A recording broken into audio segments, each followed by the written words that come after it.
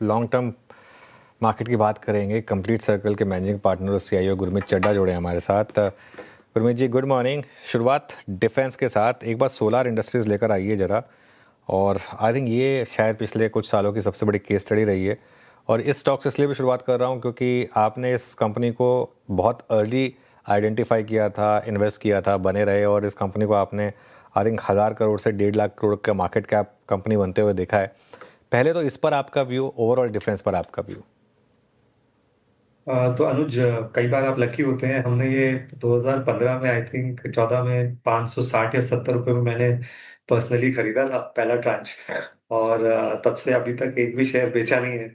And बहुत अच्छी journey रही है। आई थिंक जो रिमार्केबल चीज है इस कंपनी की, अनुज, ये सब इसको डिफेंस बोलते हैं। आप इसका ईपीएस कैगर देखिए पिछले 10 साल का, तो आपको रिटर्न से मैच करता हुआ दिखेगा। करीबन 33-34% का ईपीएस कैगर है।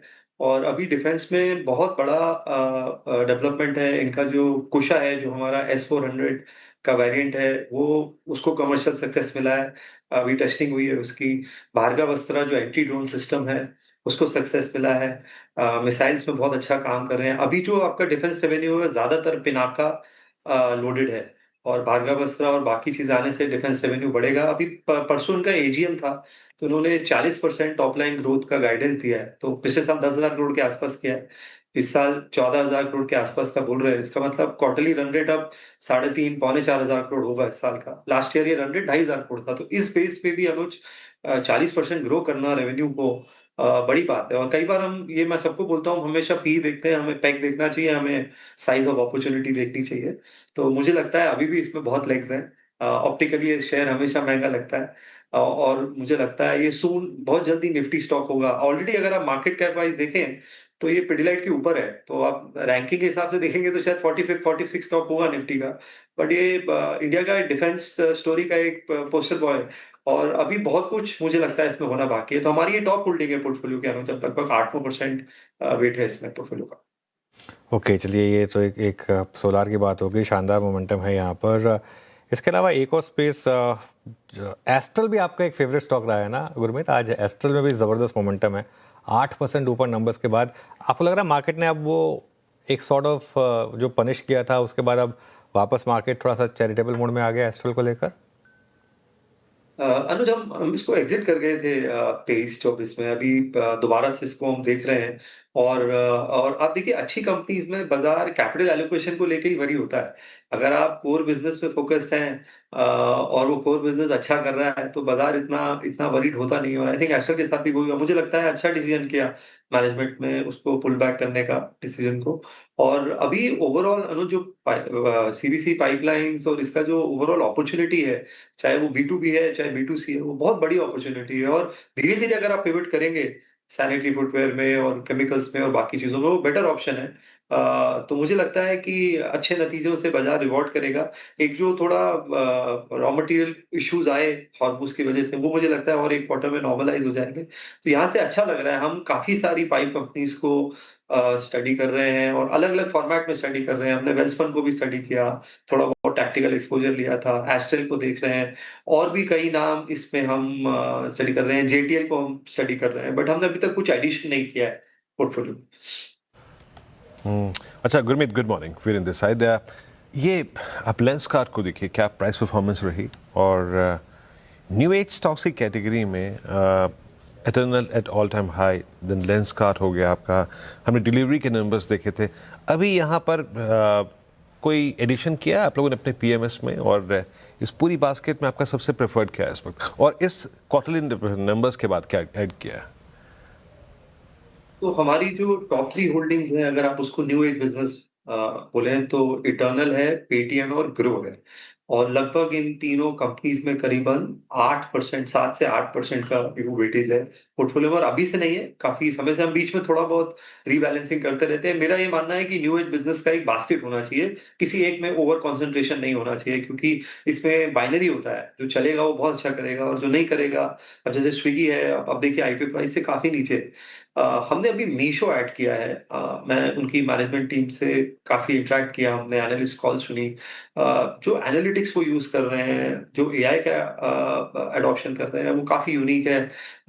बी टू सी है, 26 करोड़ रजिस्टर्ड यूज़र्स हैं और ज़्यादातर टियर 2, टियर 3 टाउन है। कारपेंटर्स नेल्स ऑर्डर कर रहा है, एडहेसिव्स ऑर्डर कर रहा है। वो जो एक पेनिट्रेशन है जो भारत का बड़ा सेगमेंट है कंज्यूमिंग, बहुत अमेजिंग है और यूनिट इकोनॉमिक्स धीरे-धीरे बेहतर हो रही है। तो पाथ टू प्रॉफिटेबिलिटी ऐसा लगता है दिख रही है अगले कुछ क्वार्टर्स में। तो ये हमने एडिशन किया है, वेटेज काफ़ी कम है, अभी 1% वेट लिया है और मुझे लेंसकार्ट भी अच्छा लगता है, उसके यूनिट इकोनॉमिक्स बहुत अच्छे हैं, नतीजे बहुत शानदार आए पिछले क्वार्टर और पर हमने अभी उसको ऐड नहीं किया है पोर्टफोलियो में। तो ओवरऑल अराउंड 8 साढ़े 8% का हमारा न्यू एज बिज़नेसेस में वेटेज है। ओके अच्छा गुरमीत जी, फार्मा में जिस प्रकार की स्टोरी ये रही आपकी, क्या कहते हैं, लॉरस, है ना, ये लॉरस है क्या आपके पास? और फार्मा में कुछ ऐसा ही और नया जिसमें ऐसा स्पार्क हो, ऐसी वेल्थ क्रिएट करके दे पाए? देखिए, पता करना बहुत मुश्किल होता है फार्मा में क्योंकि हम हमें लॉरस की वजह से बहुत बैकलैश मिला क्योंकि 2023-24 के बुल मार्केट में कुछ लोग उसे बोगस लैब्स भी बोलते थे, मुझे ध्यान है सोशल मीडिया पे। बट हमें दिख रहा था हमने जब उनका इंटरैक्शन किया, उनके 4,500 एम्प्लॉयी में 1200 आर&डी में थे। 20% एम्प्लॉयी आर&डी में मैंने इंडियन की किसी फार्मा कंपनी में नहीं देखा। जो लीडिंग कंपनी है डिवीज़ वो भी हमारे पोर्टफोलियो में उसमें 9 टू 10% एम्प्लॉइज़ हैं। और काफ़ी सारे मॉलिक्यूल स्टेज 3 स्टेज 4 पे थे। तो हमें पता था कि अगर 1-2 मॉलिक्यूल्स कमर्शियलाइज़ होंगे तो अच्छा करेगा। तो गॉड हैज़ बीन काइंड, बहुत अच्छा किया लॉरस हमारे लिए, पोर्टफोलियो की टॉप 3 होल्डिंग्स में है अभी भी। हमारे पास न्यूलैंड है, डिवीज़ है और लॉरस है सीडीएमओ स्पेस में। हॉस्पिटल वाले स्टोरी हम थोड़ा मिस कर गए। हम वैल्यूएशंस थोड़ा वो हमें कंफर्टेबल नहीं थे तो वो स्टोरी मिस हो गई हमसे। बट अभी हमने एक और कंपनी ऐड करी है, ब्लू जेट हेल्थकेयर। इसका ये भी सीडीएमओ कंपनी है। कंट्रास्ट मीडिया इंटरमीडिएट्स बनाती है, जो आपका सीटी, एमआरआई के लिए जो इंटरमीडिएट्स होते हैं, इमेजिंग एजेंट्स के लिए वो बनाती है, स्वीटनर्स बनाती है। अगर आप इसको ट्रैक करो और एक इनका एक कार्डियोवैस्कुलर इंटरमीडिएट था, लिम्फोबिक एसिड, उसका सेल काफ़ी गिर गया था इन्वेंटरी पाइल अप होने की वजह से, वो अब नॉर्मलाइज़ हो रहा है, वो काफ़ी हाई मार्जिन प्रोडक्ट है। तो हमें लगता है वैल्यूएशन कम्फर्ट है, डेट फ्री कंपनी है, ये अच्छा कर सकती है। तो ये हमारे पोर्टफोलियो में अभी फार्मा में रीसेंट एडिशन है। ओके, चलिए ये आपके कुछ रिसेंट एडिशंस हो गए यहाँ पर। काफ़ी मूव्स इंडिविजुअल स्टॉक्स में आ रहे हैं। बाय द वे, एक बार हिंदुस्तान जिंक रखिएगा, एकदम से स्टॉक में मोमेंटम आया और शानदार तेज़ी के साथ डे हाई पर आया। रखिएगा एक बार हिंदुस्तान जिंक, ये देखिए एकदम से ये स्टॉक तेज़ी में आया। गुरमीत, लेंसकार्ट पर क्या हुआ है आपका? क्या शानदार नंबर्स, एक हेटेड आईपीओ जिसने पैसा जनरेट किया और इन्वेस्टर्स को रिवॉर्ड किया। अनुज, मेरा पर्सनल एक्सपीरियंस लेंसकार्ट को लेके बहुत अच्छा है। हम्म, हमने घर विजिट किया, यूनिट इकोनॉमिक्स बहुत अच्छी लगती है। इन्होंने सिंगापुर में बहुत अच्छा किया है और बहुत बहुत अमेजिंग एनालिटिक्स और जो कस्टमर सर्विस ओरिएंटेशन है वो बहुत शानदार है। और मुझे ऐसा लगता है कि अगर ये थोड़ा और पिवट करेंगे, और आप देखिए अभी स्क्रीन टाइम अनुज इतना बढ़ गया है। मैं एक छोटा सा मैं अपने डॉटर को ड्रॉप करने जाता हूँ कई बार बस स्टैंड पे, तो 10 में से 4 बच्चे अनफॉर्चुनेट हैं, उनको स्पेक्स देखने को, वो 4th 5th स्टैंडर्ड के बच्चे हैं। तो अनफॉर्चुनेटली ये मुझे लगता है ट्रिगर है, बहुत अच्छा न्यूज़ नहीं है ये।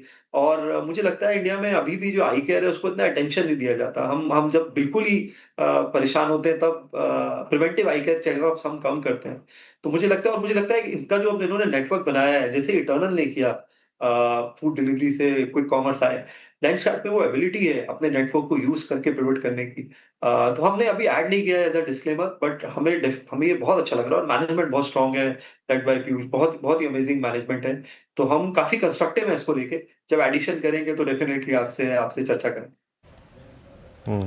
अच्छा गुरमीत, फॉर सम रीजंस अगर आप देखें, चाहे वो वीकली कॉन्ट्रैक्ट की एक्सपायरी हो, देन कैश डेरिवेटिव वॉल्यूम्स में आगे जाके पता चलेगा हमें इस सिस्टम का इम्पैक्ट क्या पड़ेगा, बट इस पूरे सेगमेंट पे काफ़ी बड़ा प्राइस डैमेज है। वेदर इट्स अब देखिए डिपॉजिटरीज पे भी प्राइस डैमेज है। लुक एट एनएसडीएल, सीडीएसएल, एक ज़माने से परफॉर्म नहीं किया।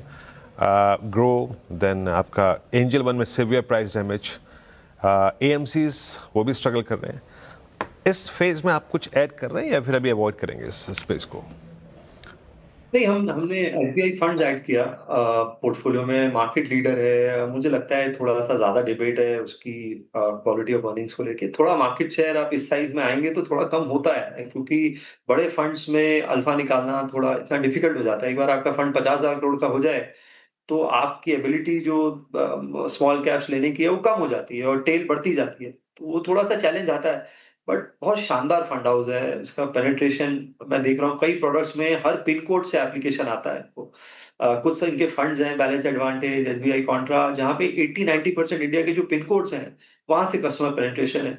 इनके एक ब्रांच है हिमाचल में बद्दी में, वो एसबीआई की लोकल ब्रांच से बड़ी हो गई है एयूएम की वजह से। तो आई थिंक बहुत अच्छा प्ले। और जैसे ही मार्क टू मार्केट चेंजेस आएंगे, मार्केट करेगा, आपको सीधा प्ले मिलेगा। तो इसमें पोटेंशियल है 4-5 हज़ार जरूर पैट करने की अगले 12 से 18 महीने में। वैल्यूएशन बहुत रीजनेबल है, डिस्काउंट पे आईसीआईसीआई से, एचडीएफसी से, निपॉन से। और बहुत अच्छी टीम है इनकी, जो पूरी डेट और इक्विटी की टीम है, मैं बहुत क्लोजली इंटरेक्ट करता हूँ। बहुत ही अच्छी है। तो ये हमने एक ऐड किया है रिसेंटली पोर्टफोलियो में। ग्रो हम हर हर थोड़े बहुत करेक्शन पे ऐड कर रहे हैं। और मुझे ऐसा लगता है कि कहीं न कहीं मार्केट थोड़ा-सा ओवरसोल्ड है इस साइड पे, कैपिटल मार्केट प्ले पे। और जो स्ट्रेंथ है मार्केट की इतनी एफआई सेलिंग के बाद, ये जब भी फ्लो रिवर्स होंगे, और मुझे लग रहा है हम इस टिपिंग पॉइंट पे हैं वीरू, मैं ये शायद बोल्ड प्रेडिक्शन दे रहा हूँ। आई थिंक सेकंड हाफ में आपको फ्लो सरप्राइज करेंगे, इंक्लूडिंग एफआईएस के। इतना अच्छा मैक्रो इकोनॉमिक डेटा है। बैंक क्रेडिट देखिए, direct tax collection, net direct tax collection देखिए आप, 23% ऊपर है। जीएसटी कलेक्शन 11-12% ऊपर है। सारे हाई फ्रीक्वेंसी इंडिकेटर्स अच्छे हैं। मैं थोड़ा हैरान हूँ कि लार्ज कैप में इतना इतना प्रेशर क्यों है। आज आप देखिए जियो में मोफा आया है उनके क्रेडिट स्पेस में। आप देखिए सडनली एक फ्लड आ रहा है, चाहे एमिरेट्स हो, जापानीज बैंक्स हो, और अब ये जेबी करके इंडिया में आ रहे हैं। ये पहले गलती नहीं कर रहे हैं 2000 वाली, जब खुद आ गए थे। तो मुझे लगता है कहीं न कहीं बीएफएसआई वापस से इसको लीड करेगा, और मुझे लगता है ये फ्लोज रिवर्स होंगे। तो वहाँ पे कैपिटल मार्केट प्ले आपको बहुत हाई बीटा प्ले देगा, ऐसा मेरा मानना है। हम्म, भारती पर क्या व्यू बन रहा है अब? गुरमीत, कल भारती ने एक इफेक्टिव प्राइस हाइक किया, स्टॉक में ज़बरदस्त रैली है कल और आज के बीच में। अनुज, मुझे लगता है कहीं न कहीं ये एफआई सेलिंग भारती पे थोड़ा वे कर रही है। ये स्टॉक मच बेटर डिजर्व करता है। बाजार को आपको प्राइस को रिस्पेक्ट करना पड़ेगा, मैं उसको क्वेश्चन नहीं कर रहा हूँ। बट जो अब डायनामिक्स बन रहे हैं, आरपू बढ़ेगा, जो उन्होंने मिनिमम रिचार्ज प्लान्स कम किए हैं। अफ्रीका बिजनेस बहुत स्टेबल हो गया है, कंट्रीब्यूट कर रहा है। इतना फ्री कैश फ्लो जनरेशन आप देखिए, कंपनी 40-50 हज़ार crore free cash flow generate करेगी। कितनी कंपनीज हैं इंडेक्स में जो जो इस तरीके का फ्री कैश फ्लो जनरेट करेगी? लगभग ड्यूओपोली में है मार्केट, डेटा का बड़ा प्ले है। मुझे लगता है भारतीय इस प्राइस पे काफी अंडर वैल्यूड है। इनफैक्ट हमने तो पोर्टफोलियो में वेटेज बढ़ाया है, और हर बिजनेस अच्छा कर रहा है। Enterprise business, home broadband, mobility में आप, मुझे लगता है आपको जल्दी ₹300 आरपू दिखेगा अगले अगले 2 क्वार्टर में। और मैसिव री-रेटिंग होगी भारती में। आई थिंक ये हमारा फेवरेट लार्ज कैप स्टॉक है अभी इंडेक्स में। हम्म। अच्छा गुरमीत, कैपिटल गुड्स में एलएनटी में तो सीवियर प्राइस डैमेज है ही। आई मीन सिंस मार्च जब से वॉर शुरू हुई है, because of their middle east exposure. But numbers आपने देखे होंगे अभी तक के, कुछ ऐड कर रहे हैं आप कैपिटल गुड्स में? हमने 6 महीना पहले आज़ाद इंजीनियरिंग ऐड किया था। मतलब उम्मीद नहीं थी कि इतनी तेज़ी से बढ़ेगा।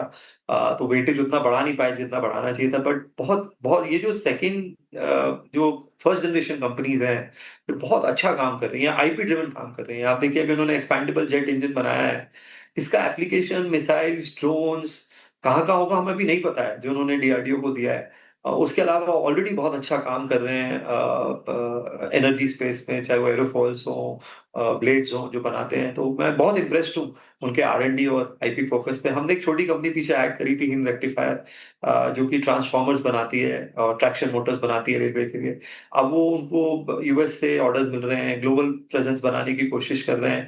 बहुत सारे फर्स्ट जनरेशन एंटरप्रेन्योर्स हैं जो प्रिसीजन इंजीनियरिंग कर रहे हैं, और मुझे लगता है ये एक सबसे बड़ा टेक अवे है इस बुल मार्केट का। और बहुत ऐसे और प्लेयर्स हैं जिनको हम ट्रैक करें। आप सनसेरा इंजीनियरिंग देखिए, वैल्यूएशंस ऑब्वियसली सबके स्ट्रेच हो गए हैं क्योंकि पिछले 3-4 महीने में मैसिव मूव आया है। बट बहुत अच्छे ऐसे बहुत सारे एग्जांपल हैं जो हमने पोर्टफोलियो में ऐड किया। और मुझे कहीं न कहीं लगता है हमारे जो पुराने एंटरप्रेन्योर्स हैं, बिज़नेस ग्रुप्स हैं, कहीं न कहीं वो एआई भी मिस करा है उन्होंने। और और ये जो इंजीनियरिंग स्पेस था, एनर्जी में प्रिसिजन इंजीनियरिंग स्पेस था, उसको भी मिस किया है। तो कहीं न कहीं आई थिंक वो gap first generation entrepreneurs fill up कर रहे हैं और जो कि अच्छा है बाज़ार के हेल्थ के लिए। कहीं न कहीं मुझे लगता है टॉप बिज़नेस ग्रुप्स जो R&D पे फोकस होना चाहिए था, फाउंडेशनल टेक्नोलॉजी पे फोकस होना चाहिए था, वो मिसिंग है। मेबी एक आध एक्सेप्शन आप हटा दीजिए बट ज़्यादातर मिसिंग है। हम्म। ओके, चलिए गुरमीत जी, बहुत बहुत शुक्रिया आज हमारे साथ जुड़ने के लिए, अपना समय देने के लिए हमें और इन सब स्टॉक्स पर बात करने के लिए। एक स्टॉक